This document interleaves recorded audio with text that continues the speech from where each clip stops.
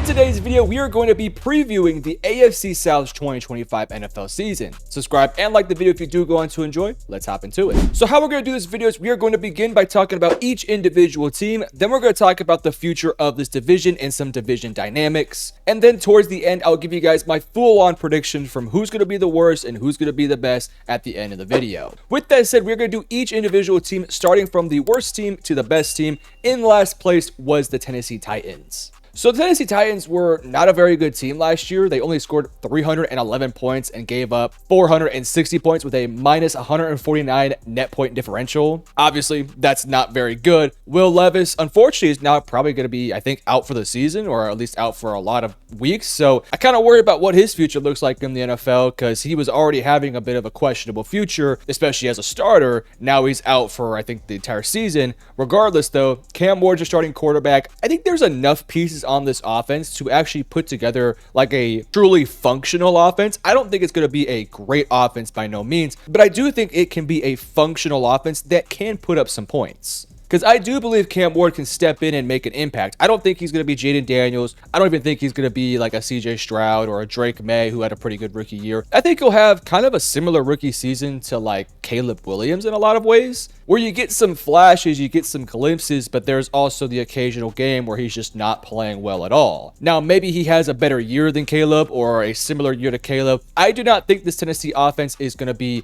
incredible, but if Cam can go out there and play at like a top 16 level quarterback level, then I think this offense can actually be kind of functional. Tony Pollard, Tyjae Spears at running back. I don't love Pollard as an RB1, but I think he gets the job done. Calvin Ridley, Lockett, Traylon Burks, Shamir DK, I like Ayo Maynor. I think there's some youth here that I like. I still do not love Calvin Ridley as my wide receiver one. I think he's an awesome second option. As a wide receiver one, I have a bit more questions, but for this specific Titans team, I think it's totally fine. I like their tight end room. They also have some youth there as well. On the offensive line, you paid a shit ton to Dan Moore Jr., so he's going to have to work at left tackle. JC Latham moves over to right tackle. That'll pay dividends. I think the interior should be a lot more improved with Kevin Zettler stepping in there, Lloyd Cushenberry, and of course, Peter Skoronski. So I actually think this offensive line can be pretty good, and in totality, I think this offense could play at like a top 20, 21, 22 level. Now, defensively, I think there's a lot of things still to like about this unit, but there's still a lot of things to work on. I think they need some more help in terms of pass rush depth. You did add in an Olu Oladejo, but I don't think he's a bit more of a developmental piece. I like their secondary, at least in terms of name value. I think there is some issues with the schematics and with continuity.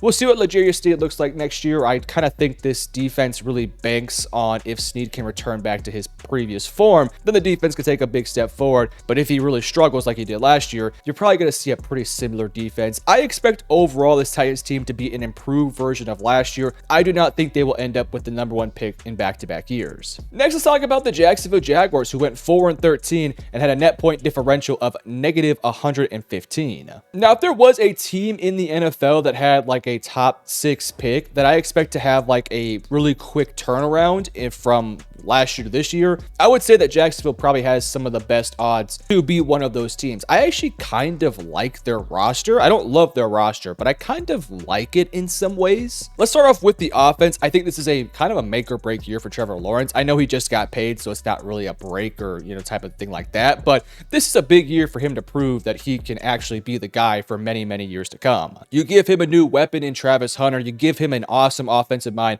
in Liam Cohen. I think he has a solid offensive line. They added in a Patrick McCarry. Playing him next to Anton Harrison should be nice. I worry a little bit about the running game. I don't necessarily think that will be a pro of this team, but you did add in a Bashal Tutin, who I think is an absolute demon. Like, he's a speedster. I low-key think if Travis Etienne does not work out, you give Tank Bigsby more runs and you give Bashal Tutin the ball a lot more. Would not be surprised if that happens. We'll see if Etienne can have a bit of a bounce back year. We'll just kind of wait and see on that.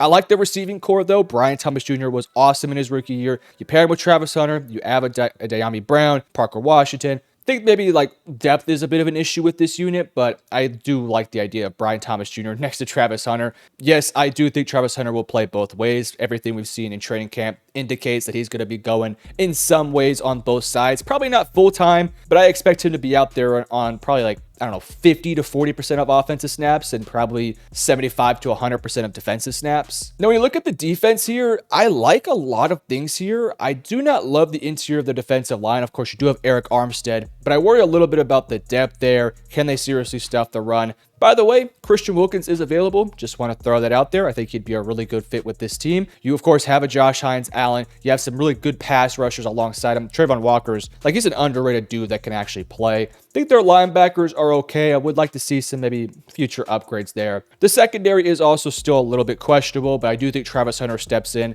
I think he'll play a lot of cornerback snaps, really help out that unit. You add in a Jordan Lewis, who's an awesome nickel, and I think there's some things I like here. I don't love their safeties. Again, this is not a team that I expect to make a deep playoff run or anything like that, but if you tell me 6-7 months down the road here, hey, if the Jaguars made the playoffs, would I be that surprised? Not necessarily. I'd be a little bit like, whoa, cool, but I wouldn't be like, really? I'd be like, oh, nice, good to know. All in all, what really rides on this year is the play of Trevor Lawrence. This is, like I mentioned earlier, kind of a big year for him. If he can prove to be the guy, it's going to have to be this year. You give him Liam Cohen, who I think did some magic last year with Baker Mayfield. By the way, the Buccaneers had like a top 3 offense last year. Granted, a very talented offense, but still, great offensive mind. He now steps into Jacksonville, where I think he has the pieces to truly work here. And if he can get the job done, this offense can go and step into like a top 15 level with a defense that might be able to play a little bit better too. With how not great the NFC South is, or sorry, the AFC South, I could see a world where Jacksonville steps in and ends up as that number 2 seed, or maybe if a team like Houston, which we'll talk about here in just a moment,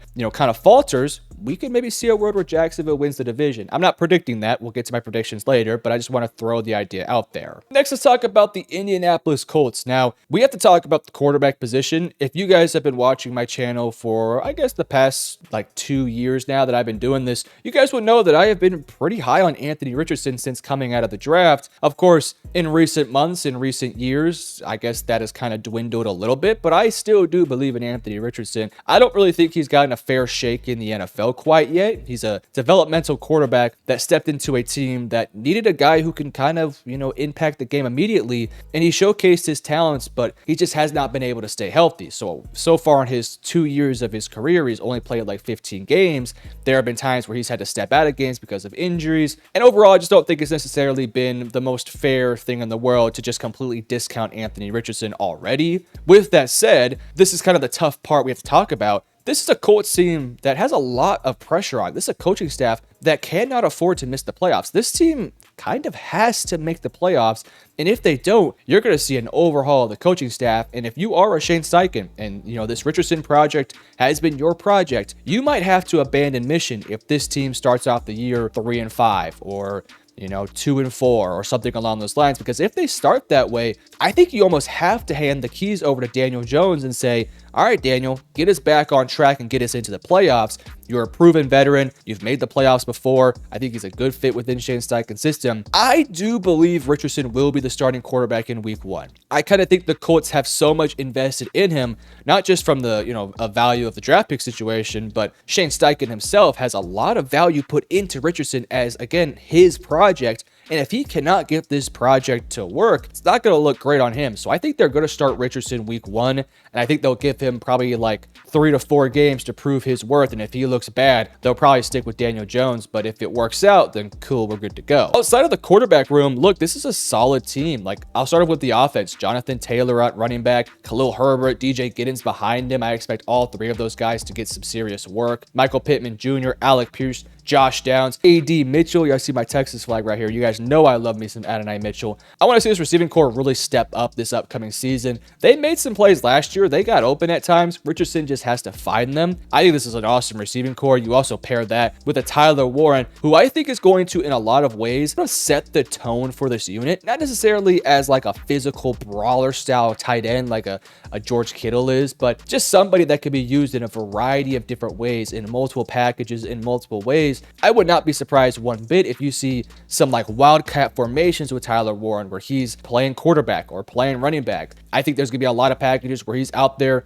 as a lead blocker in some screens, or even at times probably taking the screen. So I really do think that you're going to see a world where Tyler Warren just kind of plays all across the field in multiple positions with multiple different purposes, and he's really going to help out this unit because along the offensive line, they did lose a lot of pieces. I'm not too worried about it. Your tackles are still there. You still have Quentin Nelson. I think they'll be fine within the interior, but it is something to at least keep an eye on. I think the big changes for this team has came on the defensive side. They really revamped the secondary, adding a Cameron Bynum, a Charvarius Ward. If we expect guys like Laiatu Latu to take a step forward, I also love the addition of JT Tuimoloau. I think this will be a solid defensive line. I think they have some good linebackers. I now like their secondary. This is going to be a very improved unit from last year. I'm not saying it's going to be a top 5 unit or even a top 10 unit, but if you tell me they're a top, 15 or so unit, I would not be terribly surprised. Just handle your business. Don't give up too many big plays. I think this defense will ultimately be really good. So all in all, I actually really do like this Colts roster.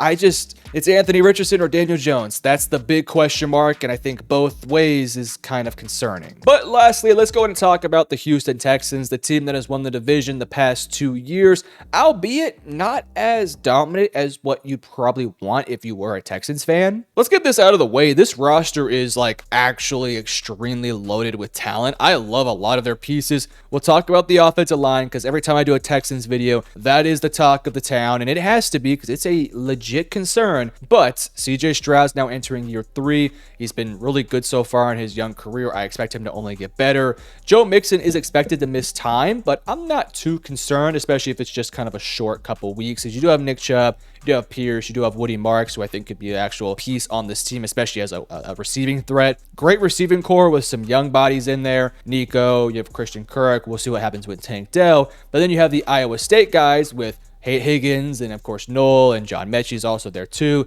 Defensively, it's one of the best defenses out there. I think it's probably like a top 5-ish level defense. They have pass rushers for days. I think they can stuff the run. Great linebacker play, and truly one of the best secondaries out there. They can create turnovers. They can get sacks. They can put pressure on quarterback. They have a great defensive coordinator. So all in all, defensively, they're stacked. Let's talk about the offensive line. Look, this offensive line's not going to be very good next year, and it's going to probably be their Achilles heel. Now, from what I have heard, the offensive coordinator is going to try and work around this issue. I hear this all the time from offensive coaches, especially when they have bad offensive lines.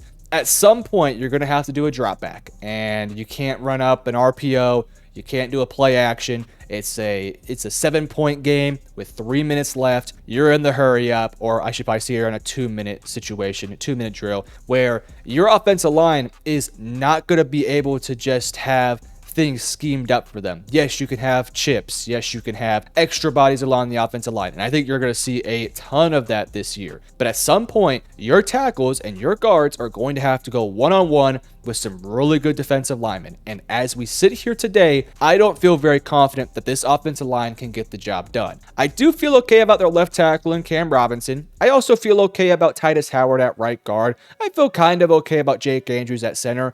I really worry about Laken Tomlinson, and I really worry about Blake Fisher. And in totality, when you have these two, in my opinion, big time issues, paired that with some guys that while I feel okay about, I'm not overly confident. I feel okay about Cam Robb and Titus and Jake, but I don't feel overly confident. Those guys could be trash next year, and I would not be surprised.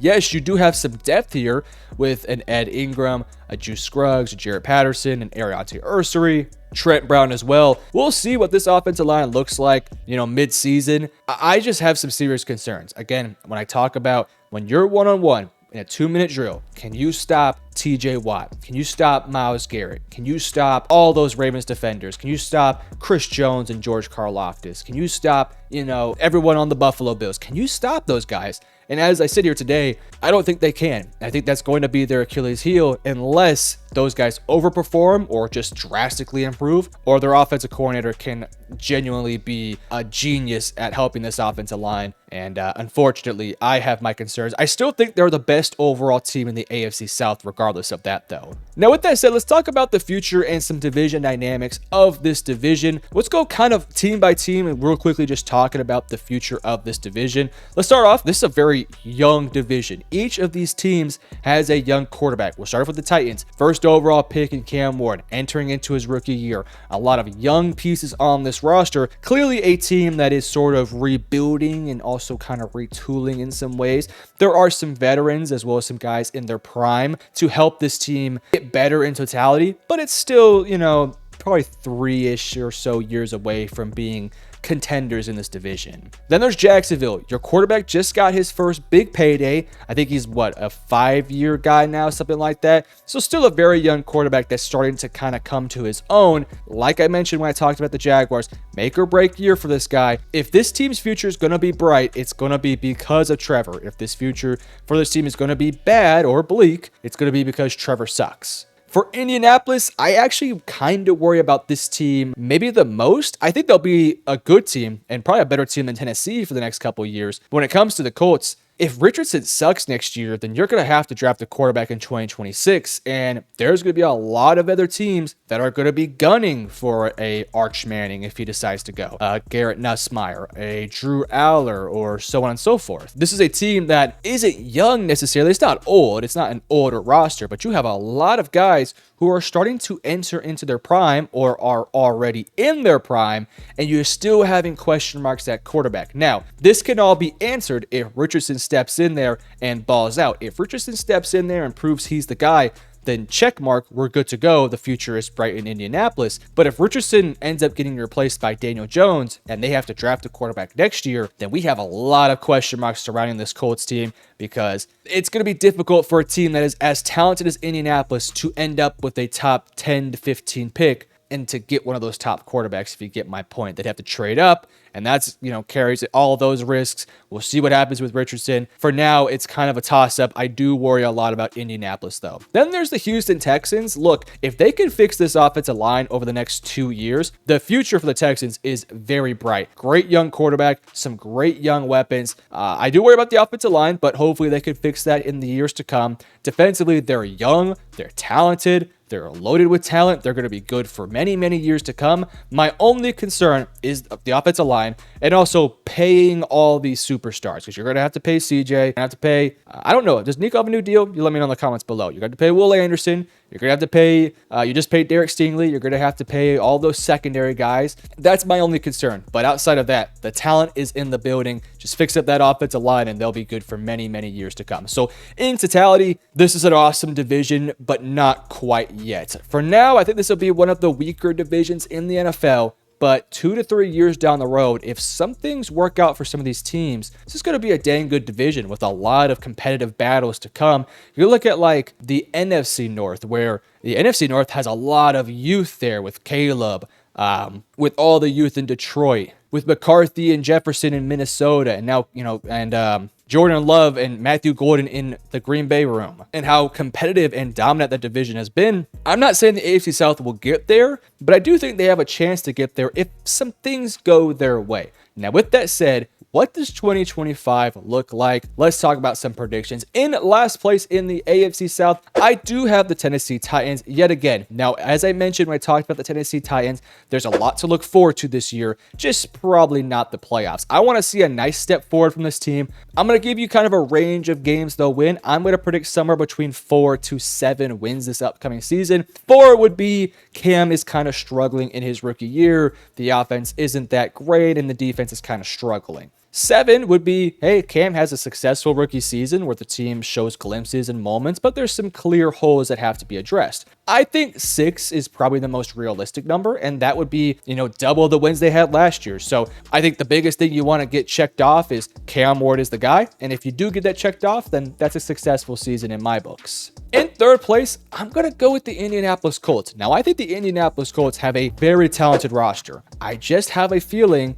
that this quarterback room is going to be the demise of this team. I love Anthony Richardson. I pray to God I'm wrong, but I think it will end up being the case. He just cannot stay healthy. I don't trust him right now. Even in training camp, he's been dealing with some injuries. I think he's healthy now, but it's just hard to trust this guy. I don't trust Daniel Jones much either. I think Shane Steichen's a good offensive mind. but I don't have like the utmost faith in him either. So I'm kind of worried about this team. I think they'll be a good defense. I think they have all the pieces to be good. I just worry about the quarterback room. I predict they'll probably win somewhere between 7 to 11 games. That is a pretty wide margin. 7 is like the Richardson, Daniel Jones experiment did not work out. The defense and offense can carry them to 7 wins. 11 would be one of those quarterbacks very much so works out. We're competing for the playoffs and the future is bright in Indianapolis. Maybe if it's not, maybe if that's Anthony Richardson that works out. I kind of think 9 to 10 is a bit more realistic, but I don't think that'll be enough to make the playoffs. In my second seed, I have the Jacksonville Jaguars. I like what this team did this offseason. I'm a big believer in Liam Cohen. I think they're going to have a really quick turnaround. I'm going to predict somewhere between 8 to 11 wins, so kind of similar to Indianapolis. I think those two teams will really be fighting for second place, and I think Jacksonville could edge them out quite, maybe like one game or maybe some matchup, something along those lines. I think Trevor will have a bounce back year. I am still a Trevor believer. I don't think he'll win MVP, but I believe he'll be better next year. I also believe in Travis Hunter. I believe in Brian Thomas Jr. I think the offensive line is improved. I think the running game will figure its way out. And I like some of the pieces they have defensively. I don't think they're going to win any playoff games, or they may not even make the playoffs, but I think they will be a better team from last year and have a lot to look forward to in future years. But in first place, I do have the Houston Texans. I do think they will take a step forward from what was a disappointing 2025 season. I think the offensive coordinator is going to make a huge change to this team. I think the defense will be dominant all year long. You have Stroud. If Nico can stay healthy, this offense will be really, really good. And I think defensively, they can carry this team when the offense is not so good. Do I think Houston is a Super Bowl contender? Not necessarily. I do think they are a dark horse contender that could end up there, but I'm not going to predict that. So in last place, Tennessee. In third place, the Indianapolis Colts. In second place, the Jacksonville Jaguars. And in first place, the Houston Texans. You let me know in the comment section below, what is your prediction for this division? And if you enjoyed, hit the like and subscribe button. Love you guys. Peace.